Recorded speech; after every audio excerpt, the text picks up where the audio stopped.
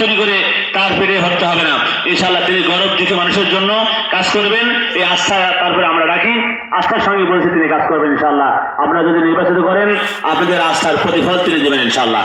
এই আশাবাদ ব্যক্ত করে আবারও বারোবারি খাত করে ভোট দেওয়ার আহ্বান জানিয়ে আমার বক্তব্য শেষ করছি। আসসালামু আলাইকুম ওয়া রাহমাতুল্লাহ।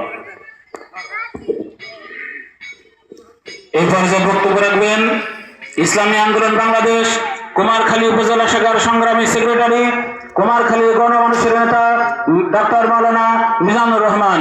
আলোচনা রাখছেন ডাক্তার মাওলানা মিজানুর রহমান।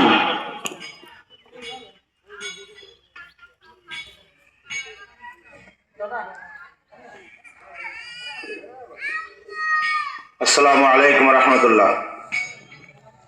শুকরিয়া আদায় করছি সেই মহান মালিকের দরবারে যিনি আমাদেরকে ত্রয়োদশ জাতীয় সংসদ নির্বাচনের কুমারখালী খোকসা আসনের